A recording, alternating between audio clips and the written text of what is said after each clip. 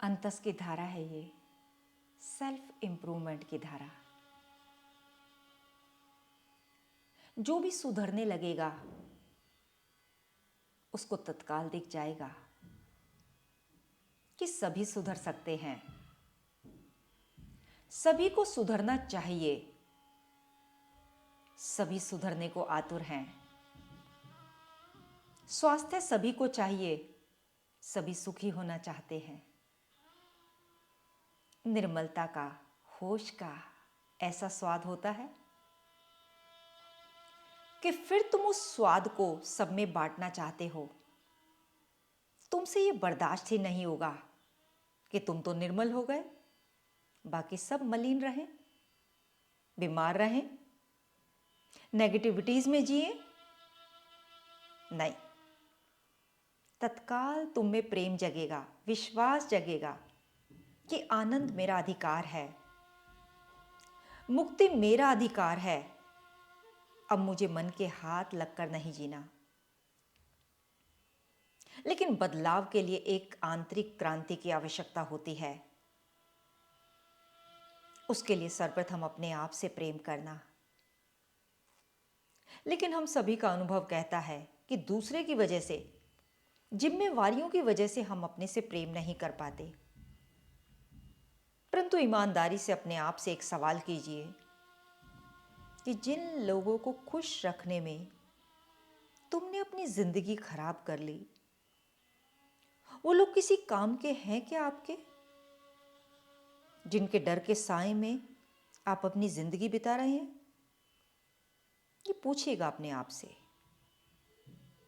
या जिनको कुछ मान प्रतिष्ठा दिखाकर तुम इंप्रेस करते हो,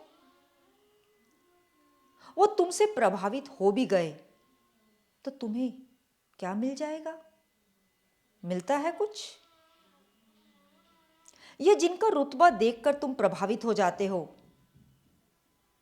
उनसे प्रभावित होकर आपको क्या मिल जाता है?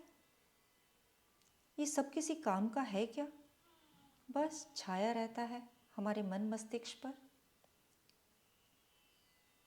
अध्यात्म कहो या अंतस कहो, यह सर्वप्रथम एक विद्रोह होता है अपने ही विरुद्ध, अतीत और आंतरिक ढर्रों के विरुद्ध।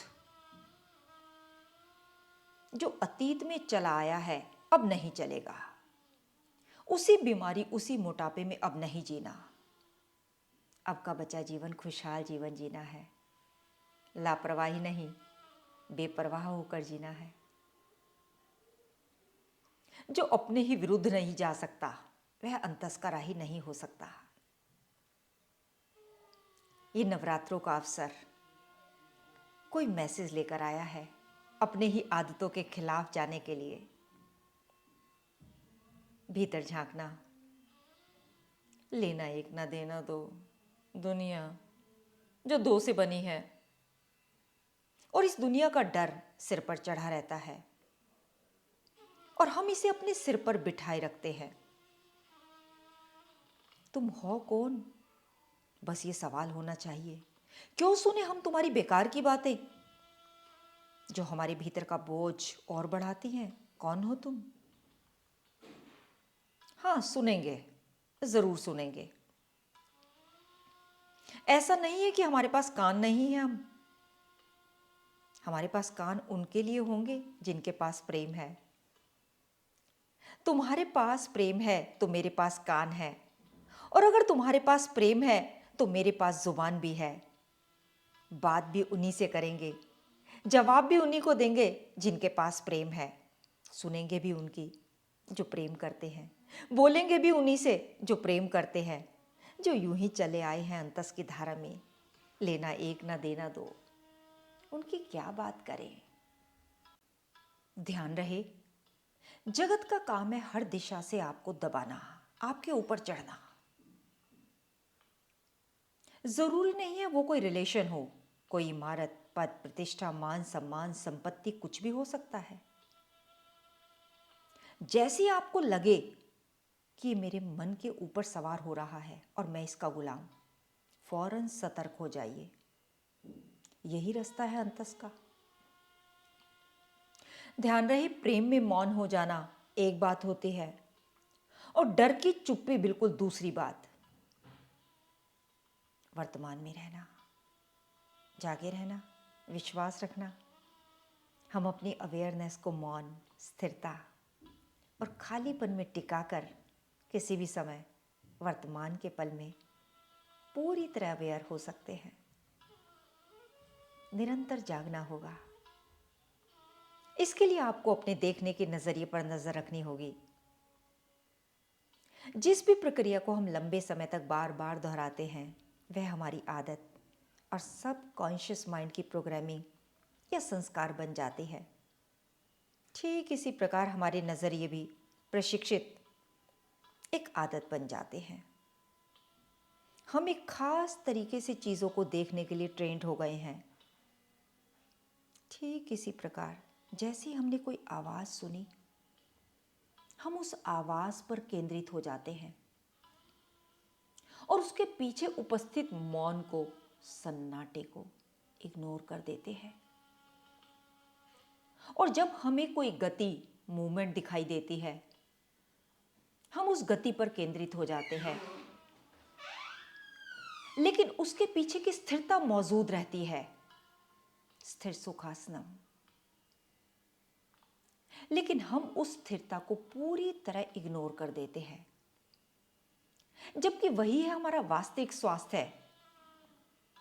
इसी तरह जब हम वस्तुओं के प्रति जागरूक होते हैं तो उन वस्तुओं के चारों ओर जो खालीपन है उसको कंप्लीटली इग्नोर कर देते हैं। उस पर हमारा ध्यान ही नहीं जाता। इस तरह चीजों को, वस्तुओं को, व्यक्तियों को देखने के नजरिए हमारे फिक्स हो चुके हैं। लेकिन अगर हम हमारा दृष्टिकोण बदलें, नजरिया बदलें, तो चीजों को, परिस्थितियों को एक अलग ढंग से देखने की कोशिश करें तो हम एक बिल्कुल अलग धारा में प्रवेश कर जाते हैं। और वह धारा है अंतस। मैं भोजन खा रही हूं या भोजन मुझे खा रहा है। बस इसके लिए माइंड की मास्टरशिप चाहिए। उसके लिए बहुत ही आसान तरीका है, वो है मौन को सुनना। ध्यान रहे, सभी आवाजें साइलेंस में से ही, मौन में ही उत्पन्न होती हैं और मौन में ही विलीन हो जाती हैं। लेकिन मौन हमेशा कायम रहता है। जिस प्रकार समुद्र में लहरें उठती हैं फिर विलीन हो जाती हैं, लेकिन पानी वहीं का वहीं ठहर जाता है।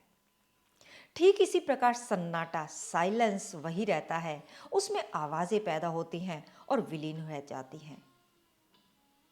तो अगर हम जानबूझकर अपना दृष्टिकोण बदलें, आवाजों से ध्यान को हटाकर उन आवाजों के पीछे साइलेंस में, मौन में अपने ध्यान को केंद्रित करें, तो आप पाएंगे कि आप भी धीरे धीरे शांत होने लगे। ऐसा इसलिए होता है क्योंकि हमारी अवेयरनेस का स्वभाव भी मौन है। और जब हमारी अवेयरनेस अपने स्वभाव में लौटती है तो हमें अपने आप शांति का अनुभव होता है। ध्यान रहे, क्योंकि सुनने की प्रक्रिया आप भूतकाल या भविष्य में नहीं कर सकते, इसीलिए आप अपने आप इसे करते समय वर्तमान के काल में स्थिर होने लगते हैं। तो इस तरह हम मौन को सुनते हुए शांत, स्थिर और आनंदित हो सकते हैं। और आगे बढ़ें तो हमें स्थिर वस्तुओं के प्रति भी जागरूक होना होगा। साधारणतः हम गतिमान वस्तुओं के प्रति जागरूक होते हैं, लेकिन हर गतिमान वस्तु के आसपास बहुत सी चीजें स्थिर होती हैं, लेकिन उस पर हमारा ध्यान ही नहीं होता। आपको जानकर हैरानी होगी कि हमें गति का अनुभव भी तभी होता है जब वहां पर कोई चीज स्थिर होती है। उस स्थिरता के कंपैरिजन में ही हम गति का अनुभव कर सकते हैं, लेकिन हम शरीर की, माइंड की स्थिरता को हमेशा इग्नोर करते रहते हैं। लेकिन हम जानबूझकर यदि अपने ध्यान को स्थिर वस्तुओं पर टिकाएं तो आप पाएंगे आप भी धीरे धीरे स्थिर होने लगते हैं। इसे करने के लिए आप डेली रूटीन में कोई ना कोई प्रयोग जानबूझकर करें। मान लीजिए आपकी टेबल पर चाय का कप भी रखा है, उसे थोड़ी देर ध्यान से देखें, उसकी स्थिरता को अनुभव करने की कोशिश करें, उसे देखें वो कितनी स्थिर है। कोई स्पंदन नहीं। लेकिन भीतर जाकर वो कोई भी गुल खिला सकती है, एसिडिटी भी बना सकती है, आपका कॉन्स्टिपेशन भी बढ़ा सकती है, आपको ताकत भी दे सकती है। सबकी अपनी अपनी क्षमताएं, अपनी बीमारियां, अपनी हेल्थ होती है। बस इस स्थिरता को अनुभव करना है तो आप थोड़ी ही देर में स्थिर होने लगेंगे, शांत हो जाएंगे। ऐसा इसलिए होता है कि हमारी अवेयरनेस का स्वभाव स्थिरता है। जब हमारी अवेयरनेस अपने मूल स्वभाव में वापस लौटती है तो हमें शांति, स्थिरता और आनंद का अनुभव होता है। इस प्रकार आप अपनी गति के प्रति का दृष्टिकोण बदलकर स्थिरता पर ले आएंगे तो आपको वर्तमान के क्षण में शांत होने में बहुत हेल्प मिलेगी। जागे रहना, खाली बैठकर तमाम भीतर को खाली कर देना आज।